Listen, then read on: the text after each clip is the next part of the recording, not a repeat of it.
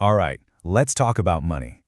For so many of us, personal finance feels like this secret code that everyone else seems to have cracked. Well, today, we're going to demystify the whole thing. We're laying out a clear, simple blueprint for your financial future. Let's jump right in. So here's our game plan. First, we're going to wander through what I call the money maze and look at the common traps that keep us feeling stuck. Then, the fun part. We'll build your financial blueprint and talk about how to actually put that plan to work. The goal? To take you from feeling confused to feeling totally confident about your money. Okay, part one, the money maze. Let's just start by admitting it, managing money can be incredibly stressful, right? It often feels like you're just lost in this overwhelming fog. So let's talk about why that is. Let me ask you something. Does this sound familiar? You get paid, you cover your bills, you grab a few things here and there, and then, boom, before you know it, you're looking at your bank account wondering, wait, where did it all go? If you've ever felt that, you're not alone. That feeling, that's the very first sign you're deep inside the maze. And look, this isn't just a vague feeling. The numbers tell a really powerful story. Check this out. The National Compensation Survey found that while 71% of employees in the U.S. can sign up for a retirement plan, only 55% actually do it. That 16% gap? That's millions of people not using one of the most powerful tools they have for their future. This is a huge, widespread problem. So the big question is why? Why are so many of us struggling with this? Well, that brings us right to our next section. We're going to uncover some of those common financial traps, the sneaky mistakes that keep us running in circles inside that money maze. Researchers at New Mexico State University actually dug into this, and they found some key patterns. It all starts with that thing we just talked about, not even knowing where your money is going. Then there's waiting too long to think about retirement, which we just saw in the data. Oh, and here's a big one. Paying a ton of interest on debt instead of earning interest on your savings. And of course, they're the mental traps, right? Impulse buys, trying to keep up with what everyone else is doing, even lending money we really can't afford to lose. But maybe the biggest trap of all, just not having any clear goals to begin with. And this quote, wow, it just hits the nail on the head. It really gets to the psychology of it all. That pressure to keep up with the Joneses is so real. We see someone else get a new car or a new gadget, and we feel like we need it too. But as the guide says, you are not them. Your situation is totally different. The only way to break that cycle is to stop looking around and start prioritizing yourself. All right, enough about the problems. Let's get to the good stuff, the solutions. We are officially leaving the maze behind and stepping onto solid ground with Section 3, your financial blueprint. Because you know what? The antidote to financial chaos is always a clear plan.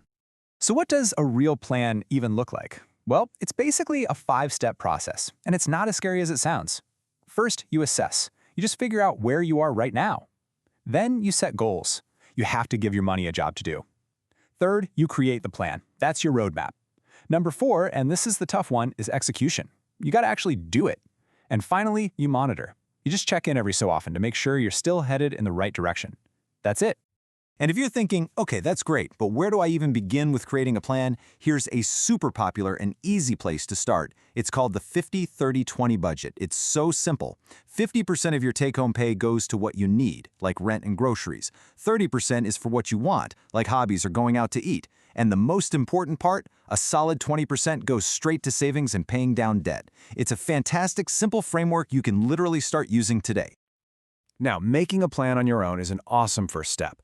But hey, sometimes life gets complicated, or maybe you just want an expert to look over your shoulder, and that's totally fine. Which brings us to Section 4, putting that plan to work and understanding the kind of professional help that's out there.